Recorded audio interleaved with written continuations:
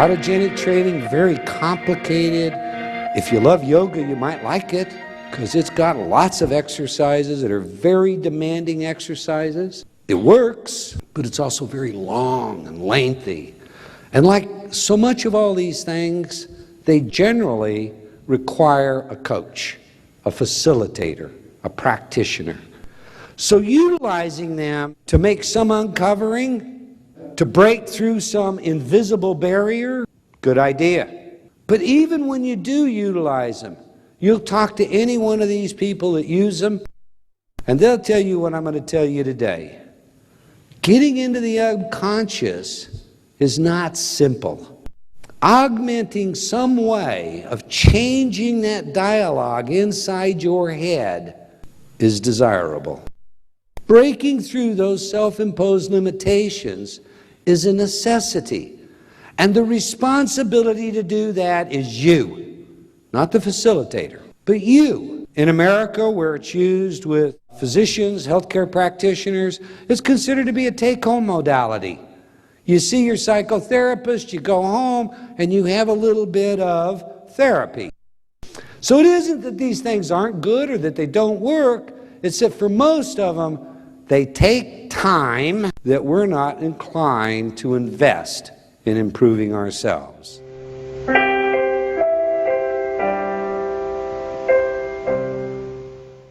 Well, there's another problem that accompanies this, and that has to do with our motivation. We say to ourselves, I want this. This is for me. I'm going to do this. So there's a great speaker coming to town. He's known to be, he, she, a great motivational person. And you say, you know, I'm going to go there and I'm going to get the secrets to all the success in the world. I'm going to hear this person. You go to them and you listen. We've done exit studies on some of these motivational rallies. And boy, there are some that they're contagious, they're electric. The hackles on your neck stand up, you get goosebumps. Wow, wow. They have lights going in the background. They're like magic acts. And when you leave, we ask, hey, is this going to make a difference? And the vast majority say yes. Boy, I got some things here today that are just really going to change my life. I'm so glad I came. And then we go back 60 days later, and we ask these people, what have you done? How did you use the tools that you learned? Oh, you know, it just didn't work for me. I mean, I think my personality is a little different than that. Oh, I haven't had time yet. You know, I'm still probably going to do something, but I haven't had time. I just haven't got around to it. And on and on and on and on. Lots of excuses. Only a very small percentage of those people that went to that seminar actually used the tools, actually follow through. There's some script inside them, some resistance that's stopping them. It has nothing to do with the fact that it was a good tool or a bad tool that fits their personality, doesn't fit their personality. It has nothing to do with whether or not they had the time. They spent a lot of good money to go there. They spent maybe a day, maybe 5 days attending. All it has to do with some inner script. That's why they don't do it. And then the next time somebody comes to town, not right away because we've got to have time, and you know we have to clear that out. Maybe the next year, oh, there's a great speaker coming to town. I'm going to go there, and we do it all over again. You see a self-improvement industry, and you see people that are going to one after another, like the first one didn't have the answers that they told us it did. Has nothing to do with that. Has to do with them. Has to do with you. You ultimately have that responsibility.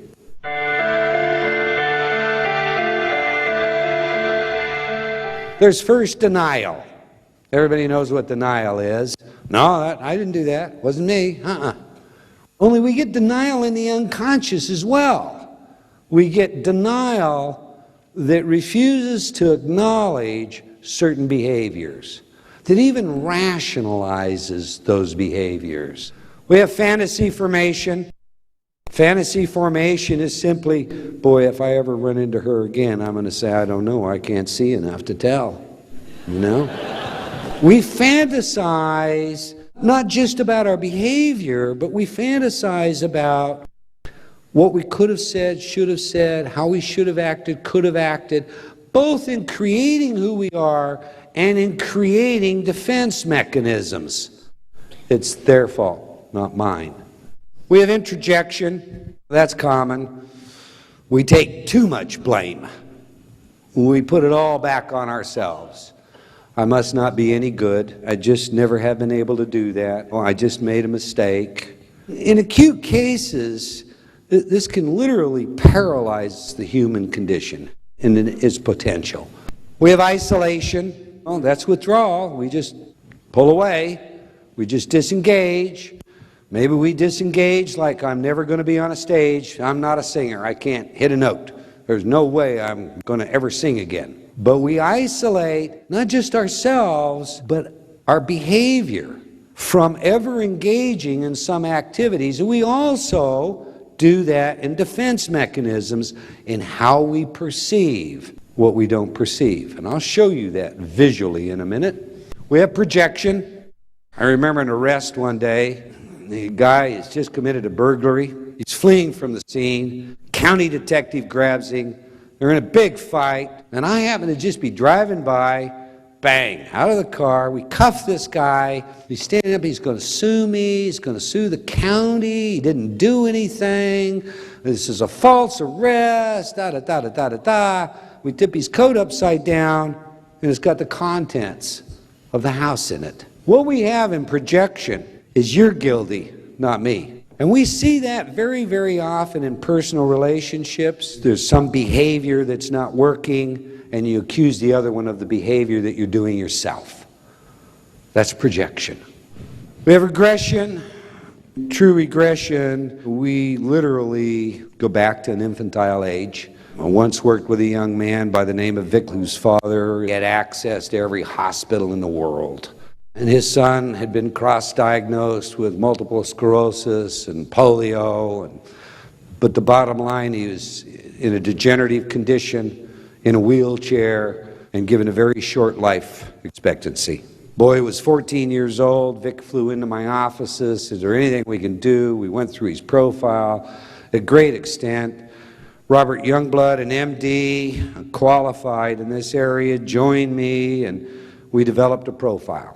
We basically concluded this was some kind of sibling rivalry because Vic was born healthy, he was born well, everything in his life was going great, he was a center of the universe, a very affluent family, being literally bathed with anything and everything, and then he has a sibling born. Well, the sibling suddenly is a center of attention, and Vic suddenly starts getting ill.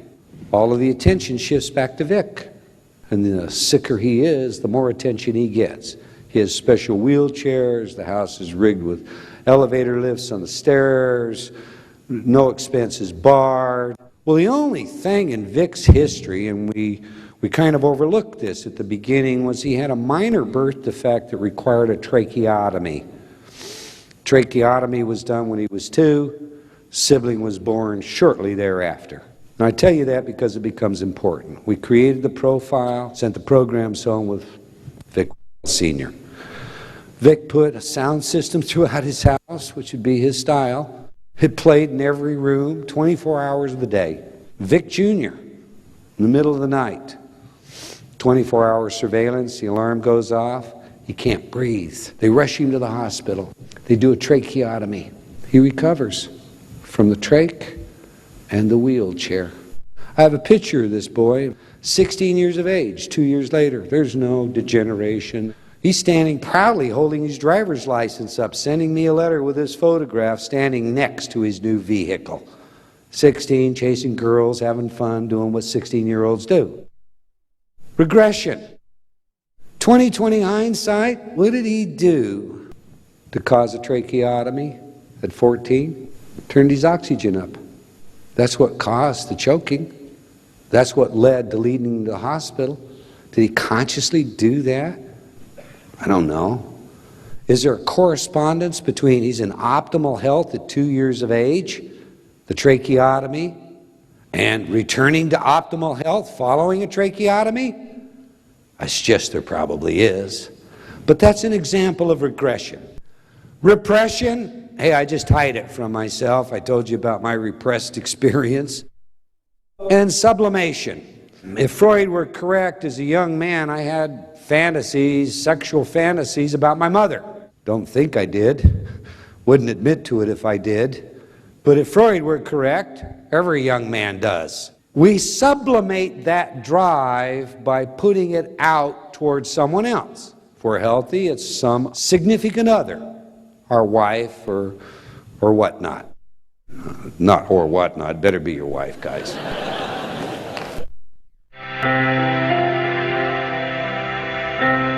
When we look then at quick overviews of models, there are three that fit in the area that we're discussing today, of the unconscious and uncovering and motivating and re-scripting. The first one is the magical mind of Carl Jung. Now, I have great respect for Jung. Great psychologist. He's the man that essentially told us there was a collective unconscious. And that collective unconscious was ever present. And we tapped into it. And that might explain such things as serendipity and synchronicity. Why there are 20 scientists, 20 different parts of the world working on the same project, making the same breakthrough at the same time without any communication. Well documented. But Jung and the interpreters of Jung have made this kind of a magical unconscious. Hey, I don't know if it's magical or not, but I know I'm not going to go down that path and try and be a scientist. So I'm going to tell you we're not going to use any magical mind concepts. Dynamic unconscious, I've covered that. Parts of that are very controversial, I think rightly so. Part of it is not. I'm going to opt for who? William James. He coined the term stream of consciousness, and that's what we're going to talk about in our model today. What is a stream of consciousness? It's all that self-talk, all that chatter in my mind. Do I know it exists? Sure, I live with it every day. Do you know it exists? Sure, you live with it every day. We all experience that chatter. Does that chatter agree with everything I want? No. And that's the model we're going to use. We're going to look at cognitive engineering by changing the way we talk to ourselves. But before we do that, I want you to now condense this material into a model. Bill Gilroy, my friend who taught me it's okay to stand in front of all of you, you're not going to shoot me or throw darts at me, and I can double check and make sure my zipper's up, designed this. If we look at our expectation again, reality is what we believe to be true. Is that right or wrong? Somebody tells you that this reality is not real, it's an illusion. Can you really believe that? I mean, I believe it academically, but I'm kind of the philosopher John Locke was. René Descartes argued, I doubt that I am, therefore I am. Well, if his appendix was ruptured, he wouldn't doubt that he existed. You know, when you're in pain, you don't doubt that you exist. If I doubt this exists and then I kick it as hard as I can, I won't doubt it for long. But in reality, quantum physicists tell us it doesn't exist. It's all waveform.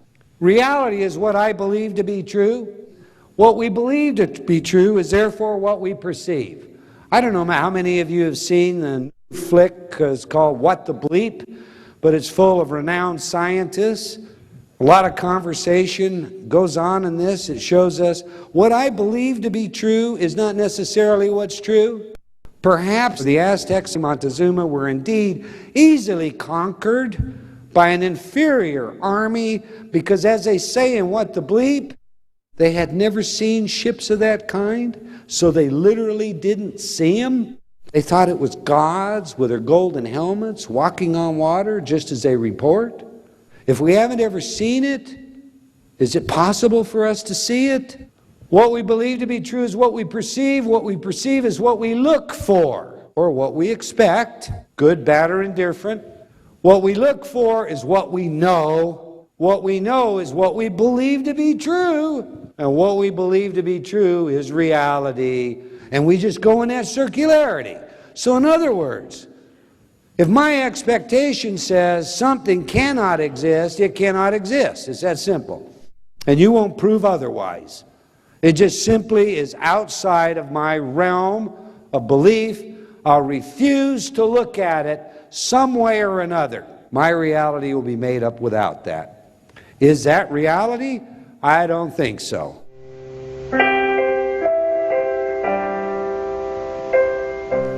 When you look at a model of the mind, we have an unconscious. If we just use Einstein's model, that represents probably 90% of our total mental capacity. We do a lot of things with neuroscience today, and we trace all the activities of the brain. We can say, look, if you're an adult and you're trying to learn a second language, you're going to develop a new area that is adjacent to your language center to process that. It's going to be more difficult than if you're a child. We can tell you lots of things about the tickings of the brain and how it relates to what we call perception. But remember white crows? We really can't build a good model. We have savants, a famous savant, who can read 2 books at the same time. Has no corpus callosum. Not only can he read one with the right eye and one with the left eye at the same time, he remembers every word he read. And of some 3,500 books, he can recite every one of them word for word. We have a twin savants, 2 of them, that have the ability to do prime numbers. They do it for fun, as fast as a computer. Now, I'm not talking about prime numbers like 1, 3, 5. We're talking about prime numbers that are 30, 40 integers long. How is that possible? We don't have an explanation for those things. With all of our mapping, with all of our understanding, we're still at a loss for the power of the mind. We're still at a loss for being able to explain these various white crows or anomalies of consciousness. Well, what we're going to do with our model is we're just going to make it really simple. Okay, 90% of the total brain capacity is unconscious. That leaves 10%, which is the popular, this is what I use. And in that popular, this is what I use, it would appear that about 3%, if you go along with the statistics that are generated by lots of people, and I qualify that because I have trouble with those statistics. I mean, when we don't know how deep something is or how high something is, how can you get into percentages of anything? But I'll go along with them for the sake of our model. 3% is our consciousness, what we're aware of right now. And 7% is what we call preconscious. Now, what's preconscious? Well, you know, I remember the lyrics to the song Vaya con Dios, but I don't always have them right there. If I start to think about it, let's see, how did that go? Then I remember it. Our preconscious holds a lot of information that is accessible to us, but that we don't run around every minute of the day holding in consciousness. Our preconscious also communicates somehow with our unconscious and somatic information processing. What's somatic information processing? So what's going on in my body right now, your body right now, and every day and every minute that we're alive. And I'm typically not aware of it. But if suddenly my heartbeat goes boom, boom, boom, boom, boom, I become aware. That's the somatic information. Somehow the unconscious can communicate that, get our attention through the preconscious, and it comes into consciousness. All right, so in this model, most of who we are and what we know, we just simply don't understand. It's hidden, if you will, in the subliminal part of the mind.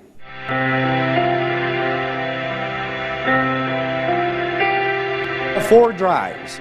I'll never forget, I had a professor, a very famous professor, who said to me, you know, you can always remember it if you think of it as there are the 4 F's. Now, this is for English speakers, and please, I don't want to offend anybody, and you might have to fill it in some. If you don't get it, that's okay.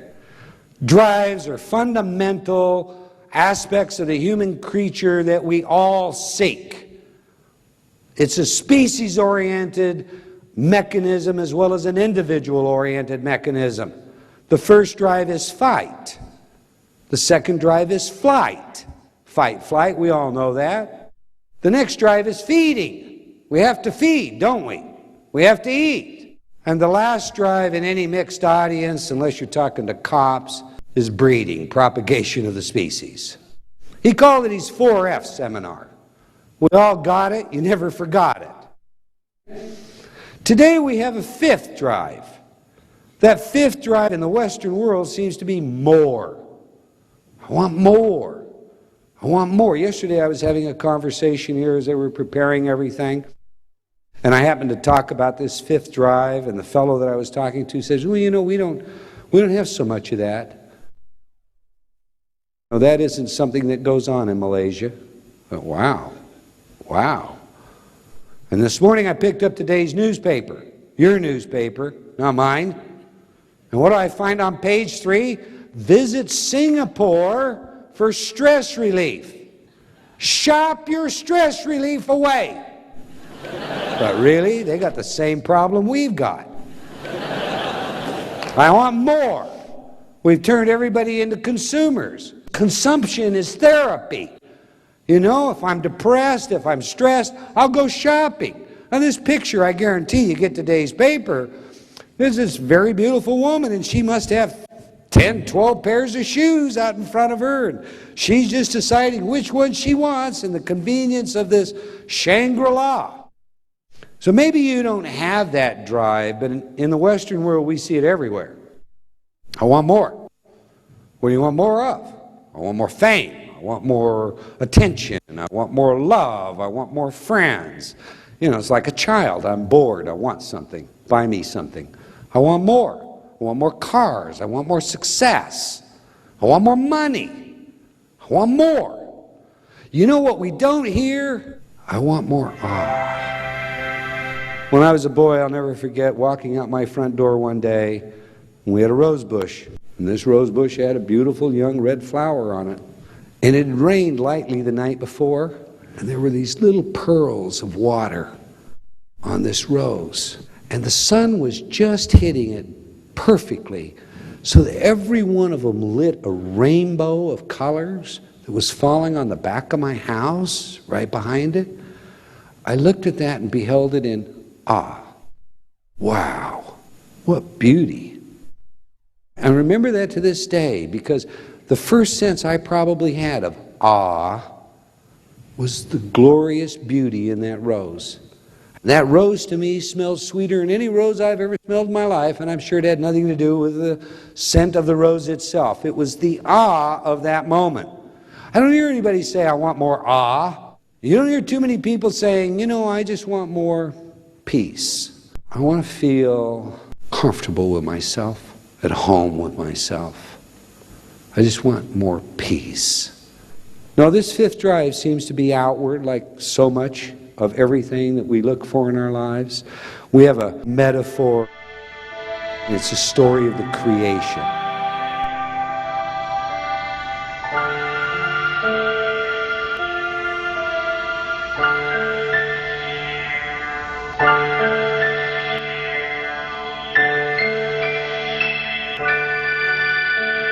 We have all these archangels, and their job is to hide God.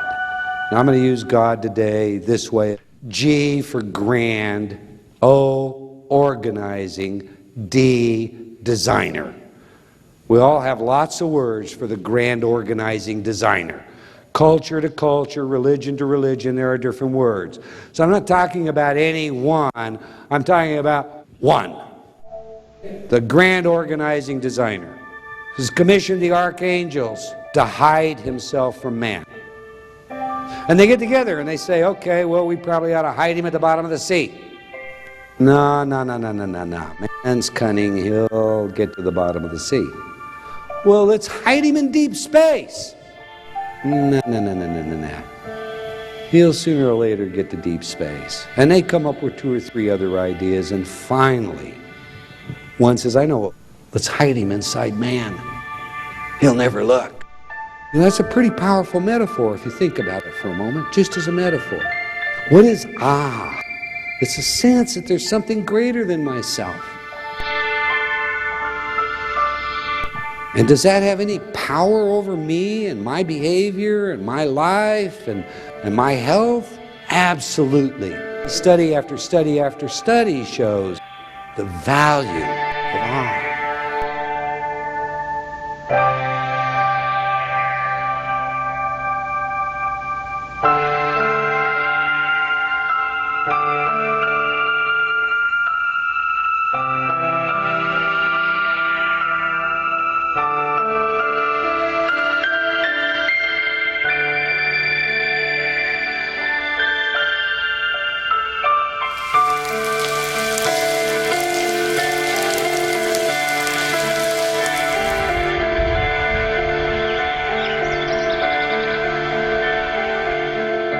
This fifth force in our Western world is simply more. I want more toys, I want more money, I want more success, etc. Let's start to tie things together, all right? And we have fight and flight. Anxiety and depression in modern man is fight and flight. You know, if I'm going to fight, I'm ready. And what is anxiety? It's a heightened states of arousal where my system is filled with adrenaline and other neurochemicals. All of a sudden, my stomach doesn't work because it's not important. Everything's gone out to the exterior. I am ready to fight. And what is depression in its deepest sense? Absolute withdrawal, total flight, indeed, even suicidal flight in chronic depression. We've discovered a system of beliefs. I call them subliminal beliefs because, hey, look, that just fits. You call them subconscious beliefs. We have a whole structure of beliefs inside our subconscious. And if we were to put those on a hedonic calculus, and I'm using that after hedons of pleasure and hedons of pain from the Greek philosophers, we would say that this calculus on one end has love, peace, security, the beauty, the glorious part about human nature, your total potential. And on the other end, it has anger and fear. And I'll tell you what I've learned over the years, and this works in English. Anger, a nasty, getting even response. Fear. For every anger response, there is a nasty getting even response. I'm going to tell you this. You don't get angry unless you're threatened. You may not think so, but you're afraid of something when you get angry. Somebody cuts you off, 5 o'clock traffic, they just cut in front of you. What happened? You're angry? Why? You got to slow down and you're going to be off a middle of a second and getting home? Why? Because he stole something from you, didn't he?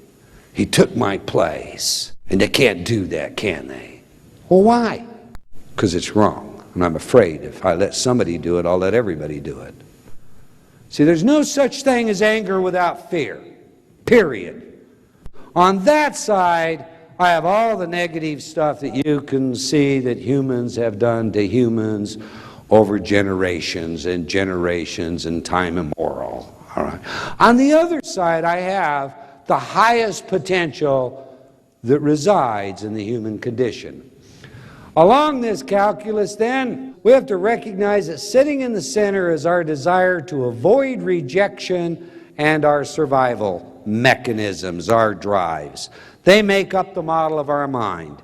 And if you don't believe that the greatest motivation you have subconsciously is to avoid rejection, you haven't really looked at yourself, because we all need to be loved, and you may as well understand that. We all need arousal, and we all need to be loved. That is the human condition. Being rejected, whether it's how the boss looks at me, and I sense rejection, something my mate says to me, that hurts. That's painful. What's more, it's threatening. And this is how. We have two kinds of stimuli that trigger these responses.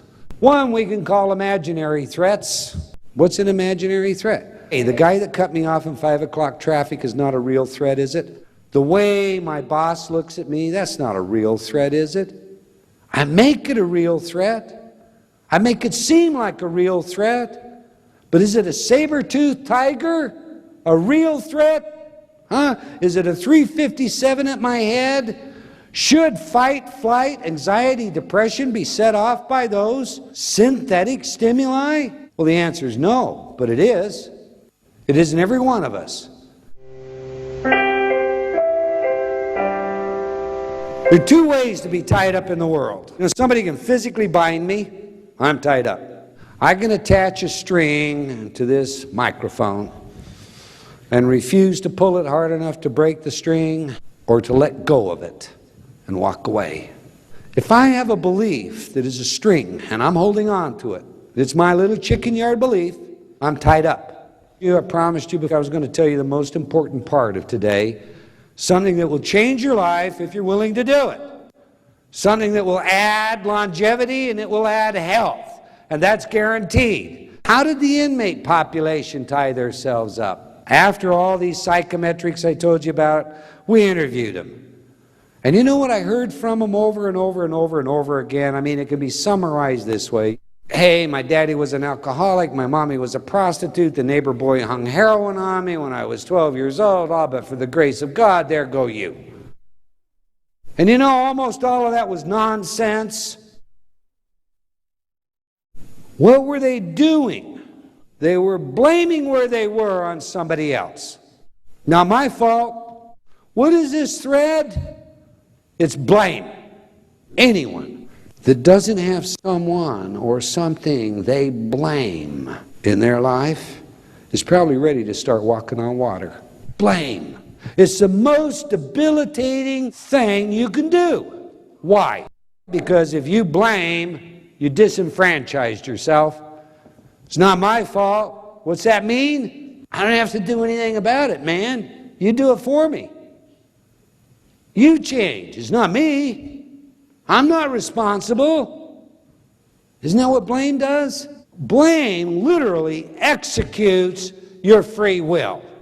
Krishnamurti, the great philosopher, J. Krishnamurti, passed away recently in Ohio. I guess recently, I'm getting old. 12 years ago, 15 years ago, said this: choice is an illusion that grows out of confusion. If I know clearly what to do, there is no choice. Now think of it this way. If I have choices, any of them that I might make, but I have excluded myself from making them by just simply saying it's not my fault, it's yours, what value is free will? What value is choice? Blame is the most important thing for you to just eradicate from your life. Blame comes in aggregates. Shame, guilt, they all tie us up in one way or another. And it's not that shame is necessarily bad, because maybe there are things that are shameful that each of us have done. But we have to learn to let go of that, not bring it along with us. We have to learn to forgive. You remember our inmate population? If I'm going to interrupt their receptivity, what have I got to do? I got to stop them from displacing responsibility. They have to begin to take responsibility themselves. Make the choices themselves. How can I do that? 3 magic messages that we have tested in so many domains, ranging from like attention deficit hyperactive disorder to dart throwing, athletic performance. I forgive myself. I forgive all others. I am forgiven. When I went to the Department of Corrections, the people involved had said, you know, hey, this is what we want to put on this program. Man, are you kidding? I forgive? Suddenly it was, oh, I don't know. They were suspicious. And isn't that grace? Isn't that religious? Isn't that spiritual? Can we do something more psychological? There's nothing more psychological that you can do. 20 years ago, this may have been pioneering. It's not pioneering today. You can't pick up a journal anywhere that doesn't have an article on the power of forgiveness. Those 3 messages literally liberate you. Well, if they liberate me, what does that afford me? And before we go on to this, I'm once again going to tell you a story. choices. So imagine walking down the street in New York City. Those of you who visited New York, the Big Apple, and the high-rise condos, boy, these are $1.5 million, $2 million condos before the real estate boom. And I'm walking along, kind of looking, skyline, and from a third-store balcony, flower pot falls. Bam! Hits me in the head. Falls to the ground, pot breaks, flower falls out. I have some choices. I bet you can all think of this one. You sue this guy. He's got a lot of bucks. Look at the place he lives in. I'll claim, concussion. Get my digital little portfolio out and call my attorney right now. Do that.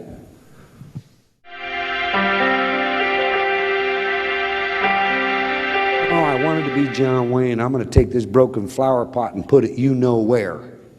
But I get to the door and I see this guy as a linebacker for the Chicago Bears. Excuse me?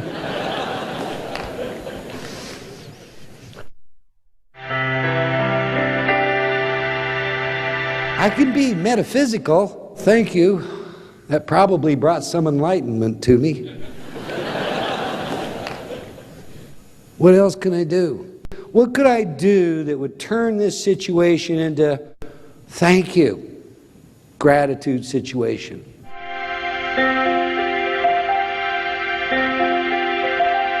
Oh, what if I were to take that flower, go over to the corner florist, have it repotted, take the pot back to the owner. It fell off your balcony, pot was broke, wanted to return it to you repotted. Of all the things I could have done, which one would have made me feel the best? You're right, last one. My body would have been filled with all those good, warm, fuzzy chemicals. I would have had a moment of ah. I had a great laugh looking at the expression on the person's face. That would have been my best, wouldn't it? How many of us would think of that? Choices. When we undo blame, guilt, shame, we have the ability to uncover a new self.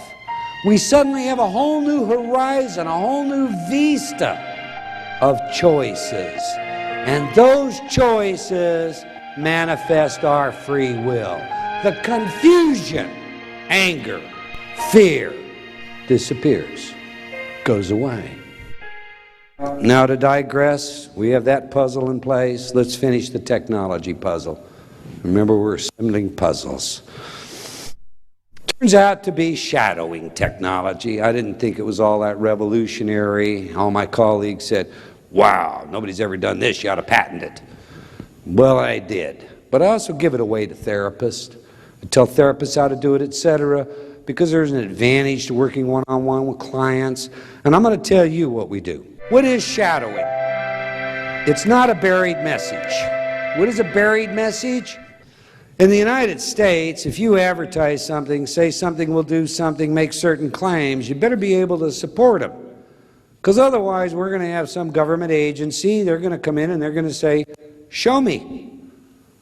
And they're going to fine, shut you down, and do other things if you can't show them.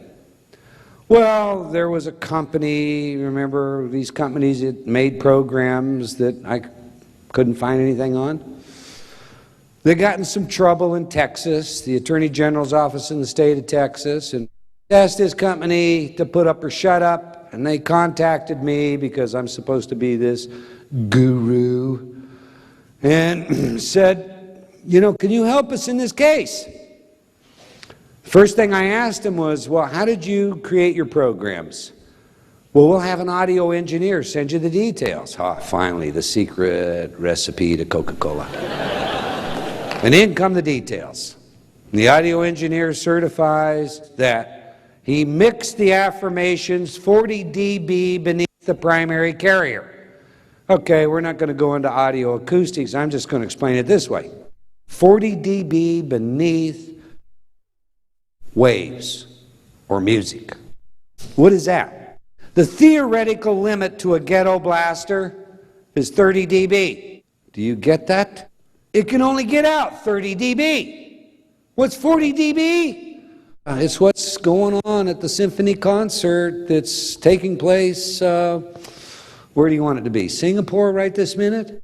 And how it's affecting us. Don't you hear it? Isn't it beautiful? That's what it is. It's invisible. It's not real. I mean, in order for a stimulus to be a stimulus, it must meet a certain threshold. And in an audio stimulus, it must trigger a neuron. If it's insufficient to do that, it simply doesn't exist. Understand that? When I started my research, designing these things, the first thing I took into consideration is something known as hemispheric laterality. That's the right brain and the left brain. We developed what we call the mirror imaging paradigm, and it basically works like this. First of all, our left hemisphere for us right-handers is typically the linear logical center of our brain. It processes language, it thinks mathematically, it is the logic center. Our right hemisphere, on the other hand, just about everybody gives subconscious activities to, but it is spatial, it is oriented artistically, it is so overgeneralized that I want to be careful here. Where I come from, if you see a left-hander, you might jump to the conclusion that they're going to be a musician. Not necessarily so. But the body is cross-wired. And if we're right-handed, that typically demonstrates that we're very left-brained. And things that are linear, we're going to favor and be predisposed to. If we're left-handed, that means we're right-brained. And that typically means music and art and things of that. But the brain is amazingly redundant. And in its redundancy, that is too much of a simplification. There are left-handers that are brilliant mathematicians and vice versa, right-handers that are brilliant artists. But we tend to generally think of it as lateralized by speciality. You think of it this way. If you were an athlete and I took two balls, I held them so far apart and I threw them to you, and I said, catch them, and you tried to look them both into your hand, you would drop them. You cannot do that. You simply cannot do that. But if you take your eyes off them, you can pick them up pretty easy. The brain specializes, and in its specialization, one hemisphere has clearly been shown to specialize more in linear, logical, analytical, and the other more in the spatial and the artistic. So I don't want you to go away thinking it's either or, even though there's a lot of literature that says there is. You remember I told you about the lie detection test? I ran the tape backwards. The guy said, no, I didn't take the missing money. And backwards it said, liar. Remember that? Now, if there's anything controversial, really controversial, I'm going to discuss with you today, that's this next area. Carl Pribram said the brain's holographic. Said so 30 years ago. Brilliant scientist, Stanford University. Boy, Carl Pribram says so. I paid attention. Pribram, however, didn't. He kind of went away because it wasn't real popular, and he is a very well thought of professor. But not everybody went away. They took his idea and they started doing a lot of research. What do you mean holographic? The brain's holographic. Well, you know, when I went to school, they taught us that memory was encoded in so-called engrams and egrams. That is, look, you know, we had special compartments in the head. I'll bet that looks funny. Special compartments in the head where we just stored all our information. Utilizing rats, we anatomically have removed different parts of the brain from maze-bright rats, rats that run a maze very quickly, until there's no place left for memory to be. And they still run the maze. You say, well, how's that possible? If it's encoded here and we remove the section, how's that possible? The hippocampus is gone, hypothalamus is gone, neocortex is gone, the frontal lobe is gone. Oh, where is this memory? Well, according to Carl Pribram, it's holographically stored across the entire brain.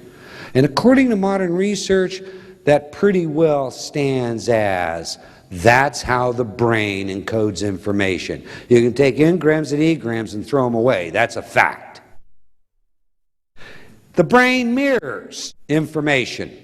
This mirror processing information gives rise to the controversial subject I mentioned earlier.